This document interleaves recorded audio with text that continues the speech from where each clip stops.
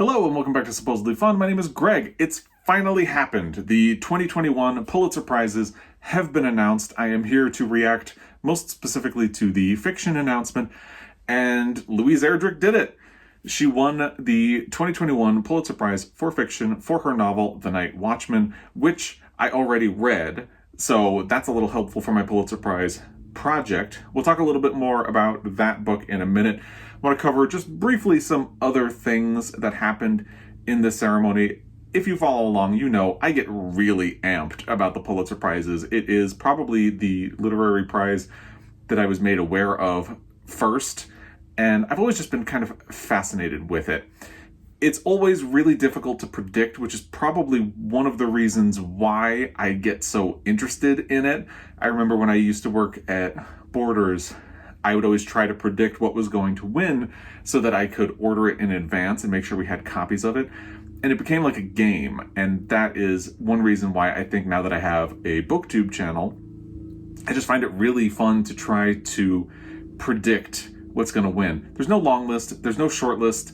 You just have to guess. And there can be wild, totally out there winners every once in a while, so it's easy to be wrong, and that's part of the fun, honestly. It does make it a little bit stressful, but it's definitely also part of the fun. This was an interesting year because there were at least two categories in the news division where there were two winners, and they awarded a special citation to Darnella Frazier, who is the teenager who filmed the police incident with George Floyd that resulted in his death, and which the police officer has now been charged with murder for.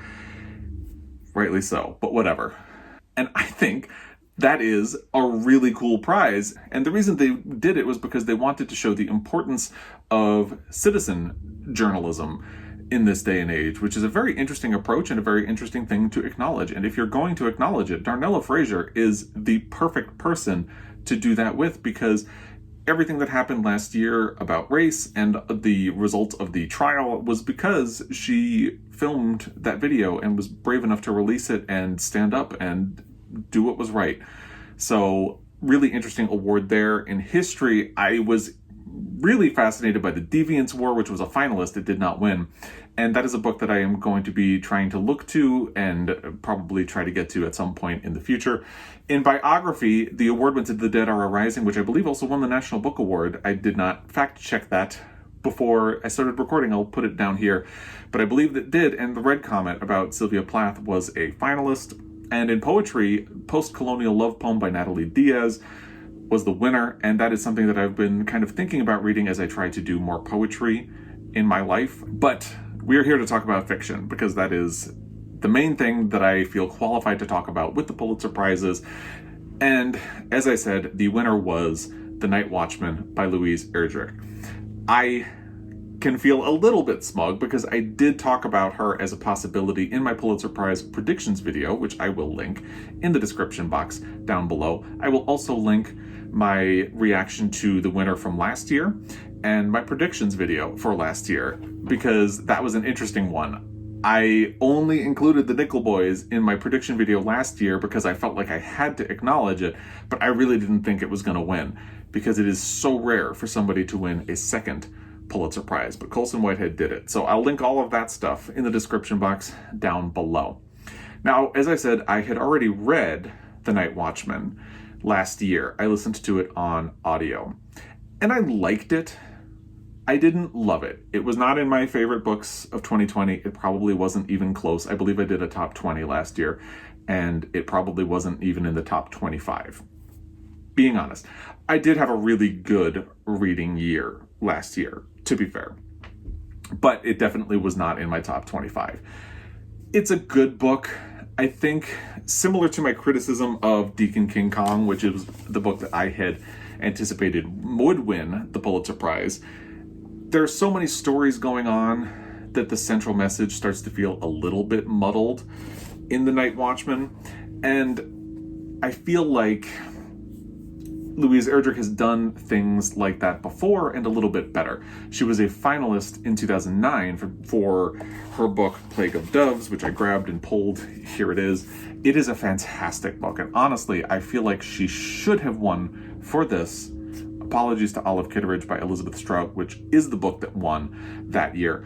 But Honestly, I feel like her winning for the Night Watchman is a kind of way of correcting the wrong for this. It seems like she's an author who has been in the mix, critical darling, selling really well for a long time, but has not gotten a Pulitzer Prize before. And I don't want to disparage the Night Watchman, but I do feel like that is the arc of what happened and why she would be particularly interesting to the Pulitzer board and the Pulitzer jury. I also think the Night Watchman is an extremely timely book, and it has a discussion that is very important in America, especially in an age where the XL pipeline was only just officially canceled. It just goes to show that a lot of the issues that Louise Erdrich talks about in her books are still ongoing. The native population in this country is still having a lot of problems with the US government, and the Night Watchman very specifically deals with that issue. I'll talk about the plot in a little bit, but I think because of that, it's not so surprising that it is something that felt timely and topical and important, perhaps even a little bit urgent to talk about, so I'm not entirely surprised it managed to get in there. Now, one of the most interesting things is that I have never heard of the two books that were finalists. So I feel really lucky that I managed to include The Night Watchman in my predictions video. It was not my prediction, but I feel lucky that I included it because, hoo boy, my predictions could have gone insane had either of the two finalists ended up winning. So if you're unfamiliar with The Night Watchman, I'll talk about what its citation from the Pulitzer Board was, and then we'll talk about the plot a little bit. So it was cited by the Pulitzer Board as a majestic, polyphonic novel about a community's efforts to halt the proposed displacement and elimination of several Native American tribes in the 1950s, rendered with dexterity and imagination. What's really interesting about it as well is that it takes a bit of Louise Erdrich's family history and weaves it into the story. So her, I think it was grandfather, was a night watchman at a jewel bearing factory. And The Night Watchman is the story of a man who is a night watchman at a jewel bearing factory. And that personal story of hers is fictionalized, but it's also woven in with the story of an attempt by the US government to do what it claimed would help the native population in the country, but was actually a really insidious plot to do exactly what it says there, displace them and wipe them out, basically. It would eliminate their culture completely. So I'm referring to the plot description of this on Storygraph, just so I can make sure I get my facts straight. So it was an emancipation bill that was on its way to the floor of the United States Congress in 1953, and the people of the tribe that this follows on the Turtle Mountain Reservation in North Dakota know that it's not actually about freedom. It is a way of eliminating the rights of Native Americans to their land. So basically, the government could kick them off of their land, having realized that reservations could be on valuable property that they might actually want. And by scattering the people, you eliminate the culture. And that is one reason that this seems like a very urgent book, especially it's set in North Dakota, and the Dakotas are where this pipeline was supposed to be going. So there are a lot of political reasons why The Night Watchman would seem like a book that would be a little bit urgent for the Pulitzer Prize board and the jury to acknowledge. By the way, they did announce who the jury was on the citation page on the Pulitzer website. I will link the Pulitzer's website down below. The fiction page, specifically, you can navigate around to the other prizes if you would like. The jury was chaired by Oscar Villallon. It also included Hernan Diaz, Kenneth Warren, Edwidge Danticat, and Catherine Morgan. And I don't think I would have been helped by that too much. Edwidge Danticat is really the only person on the jury that I am very familiar with. But it's nice to finally know who the people were. And I mentioned that I have never heard of the two finalists. Let's look at the citations for these two books, and then I will look at their plots, because I am recording this roughly 45 minutes after the announcement was made, and I have not had a chance to actually look at the plots of these books. So it'll be a new experience for me as well to find out what they're about. The first one is Telephone by Percival Everett, published by Grey Wolf Press. It is a novel of narrative ingenuity that includes both a heartbreaking illness and a crime story in its exploration of discontent, loss, and the possibility of redemption. And I'm going to go to the Storygraph now and look at the description there. Zach Wells is a perpetually dissatisfied geologist/paleobiologist, expert in a very narrow area. the geological history of a cave 44 meters above the Colorado River in the Grand Canyon. He is a laconic man who plays chess with his daughter, trades puns with his wife, while she does yoga and dodges committee work at the college where he teaches. After a field trip to the desert yields nothing more than a colleague with a tenure problem and a student with an unwelcome crush on him, Wells returns home to find his world crumbling. His daughter has lost her edge at chess, she has developed mysterious eye problems, and her memory has lost its grasp. Powerless in the face of his daughter's slow deterioration, he finds a mysterious note asking for help tucked into the pocket of a jacket he's ordered off of eBay. Desperate for someone to save, he sets off to New Mexico in secret on a quixotic rescue mission. A deeply affecting story about the lengths to which loss and grief will drive us. Telephone is a Percival Everett novel we should have seen coming all along, one that will shake you to the core as it asks questions about the power of narrative to save. The intention of that book sounds really interesting. Being honest, I'll link this Storygraph page down below as well. I don't feel compelled to read that, if I'm being honest. It sounds... I don't know. How do I say this without being mean? It sounds like a lot. If you have read Telephone by Percival Everett, please give me some feedback down below. I'm inclined to say no, I will take a pass on that book. The other finalist was A Registry of My Passage Upon the Earth by Daniel Mason, published by Little Brown and Company. I have heard of Daniel Mason. He wrote a book called The Piano Tuner, I believe, which I used to have an advanced copy of for years, and I finally got rid of it just recently. And I acknowledged that I was probably never going to get around to reading it, so oops. It is cited as a collection of stories with themes of class division, the artist's role in society, and our need for love and belonging, reflecting a prowess with language and a mastery of the short form. The Pulitzer Prize respects short stories, and that is one of the things that I like about the Pulitzer Prize. Let's look at the description of this book on the Storygraph. On a fateful flight, a balloonist makes a discovery that changes her life forever. A balloonist. A telegraph operator finds an unexpected companion in the middle of the Amazon. A doctor is beset by seizures in which he is possessed by a second, perhaps better version of himself. And in Regency London, a bare-knuckle fighter prepares to face his most fearsome opponent while a young mother seeks a miraculous cure for her ailing son.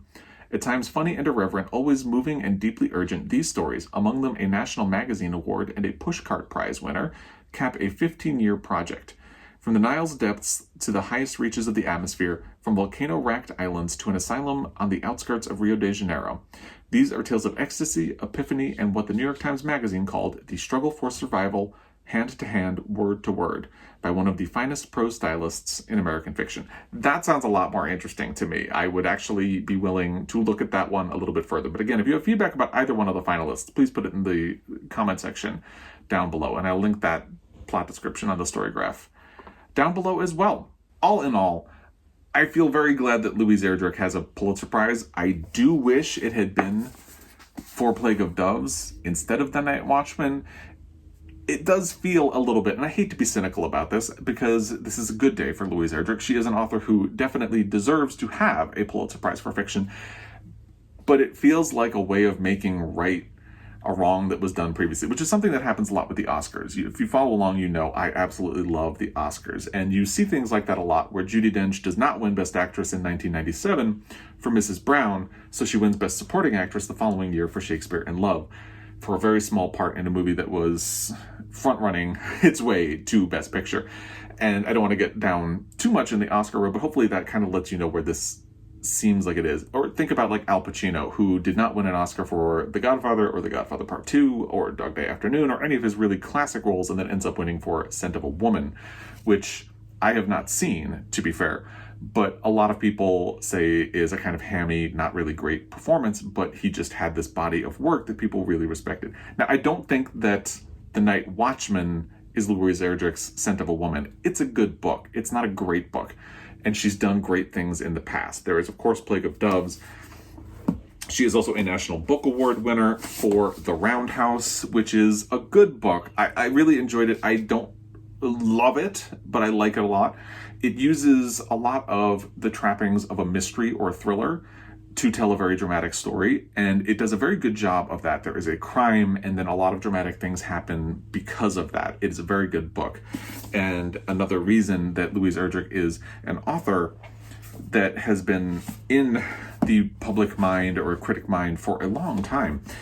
And her most known or well-regarded book is probably Love Medicine, which I have not gotten around to reading and really would like to at some point, because it is supposed to be a very fantastic book. It was published a long time ago. I'm going to look at the copyright date. Copyright 1984. And as you can see, I have a signed edition of this book. I used to have to go to Minnesota a fair amount for my job when I was working for the radio station, and I worked with a lot of markets that were in Minnesota, and I always flew into Minneapolis. And Louise Erdrich owns an independent bookstore called Birch Bark Books, which, if you're ever in the Minneapolis area, check it out. It's a small store, but it has a lot of great, interesting titles. There is a bit of a focus on Native writing, which I feel like is something that is typically underserved in bookstores or in publishing. So it's a really interesting approach to stocking a bookstore. But it's a really cute store, and I would recommend checking it out. They have, of course, a lot of signed editions of Louise Erdrich's books, and I picked this one up while I was there, and I need to get around to reading it. So I'm happy for Louise Erdrich. To be honest, I'm not super happy for The Night Watchman itself, but I do think she's an author who deserves to have a Pulitzer Prize, and I'm happy that she finally has one. I do mourn for my beloved The Secret Lives of Church Ladies by Deesha Philyaw, which is a short story collection that, if you follow along, you've seen me talk about a lot. It's really great. If you haven't read it, check it out.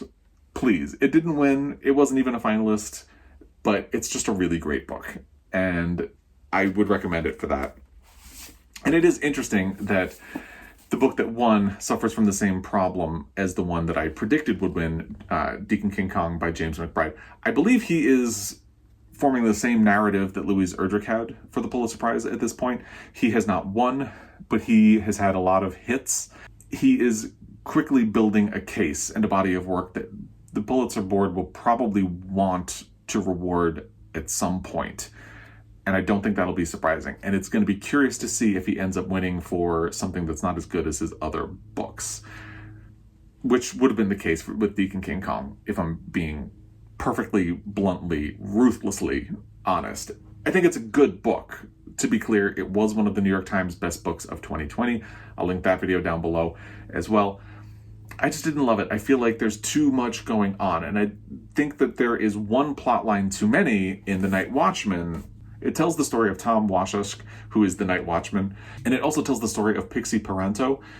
And I feel like it would have been a better, more focused book if Thomas had been the focus and Pixie had either been like a smaller character or her subplot had been excised completely, because I think it would have just had more focus. I think her story is interesting because it also deals with the idea of Native women who go missing, which is a huge problem still. And not a lot of people talk about that. So again, it's hard to really fault the book for covering something like that, but I feel like it would have been a tighter book if it had just focused on Thomas and maybe Pixie had been a separate book. But clearly, the Pulitzer board disagrees with me and thinks it was worthy of the prize, and I'm happy for Louise Erdrich. I think she is an author who absolutely deserves to have a Pulitzer Prize. But if you think differently, I would love to hear what you have to say in the comment section down below. I can't believe we've gotten through another year. They had delayed this announcement by about 2 months because they usually announce in April. And they announced now because they wanted an opportunity to meet in person once the board was fully vaccinated and capable of meeting in person. So that's what they did. Hopefully next year we will be getting back to an announcement in April when they usually do it. We'll have to wait and see what happens. Again, all your hot takes, put them in the comment section down below. My elevator pitch hot take is that Louise Erdrich is an author who is very worthy of a Pulitzer Prize, but maybe not for The Night Watchman. But again, it's not a bad book. It's just a weaker book in my opinion. But again, let me know what you think. All hot takes are welcome in the comment section down below, as long as they are respectful. Let's just keep it kind and debate away. And I don't have any thoughts about what the Pulitzer Prize for 2021 could hold yet, but if you have ideas, I'd love to hear them in the comment section down below as well. As always, I really appreciate your time. I look forward to all the discussion and all the talk, and I look forward to predicting next year's winner at some point. As always, I will be back. Until next time, happy reading.